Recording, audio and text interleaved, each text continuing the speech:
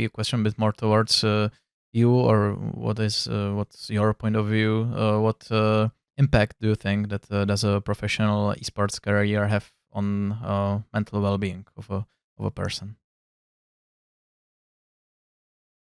I mean, talking from my side, because I don't know the exact side of everyone's, but I think a lot of people, it's way different than a normal job. Because a normal job, like your, let's say, excitement or your emotions are like kind of always on the flow, like always around middle. Like, okay, sometimes you get a raise or something, you get happy. Something bad happens, you get a bit sad.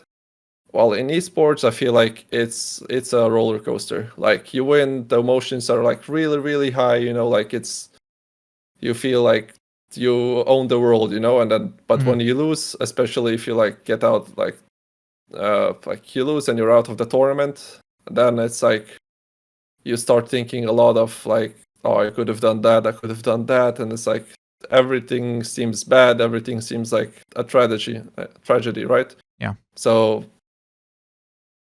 I think especially in esports, if you're like if you don't take care of your mental health, you can go bad in terms of like nerves, because and of course there's like added pressure of like when you have to perform like in front of a arena or a lot of people.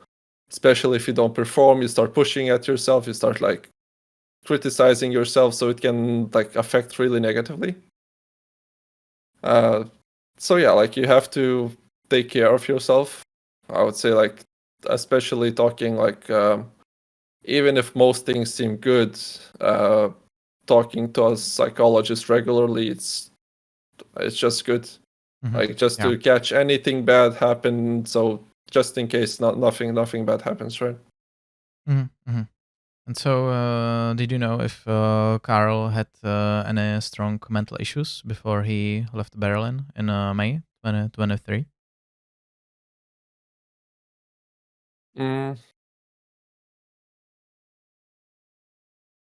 To be honest, like from like up until he left, like the upcoming, let's say 5-6 months, it felt like he was going up mentally. Like he had much more energy, which like if you read online, like usually that's also one of the like symptoms that the person is like going worse. But like honestly, it felt like in our team environment also, it felt like things are going better.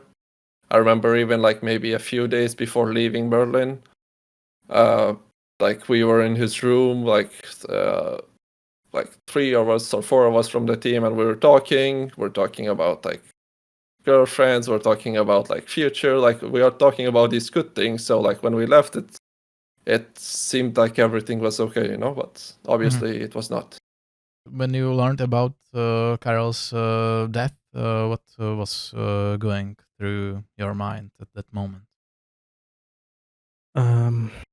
So that day of him passing away, he actually called me through FaceTime like 2-3 hours ago. He said he wanted to play a board game together with our mutual friends. For the first time, I refused because I had a finals exam the next day, and I had to study. It was a very hard class.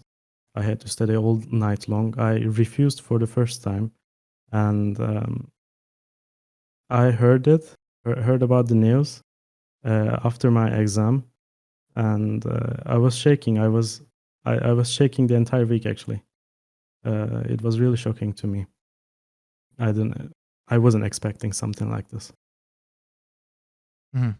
So even though I think it's apparent that you were a great friend to him, but are you in any way thinking that you could have or should have done something differently?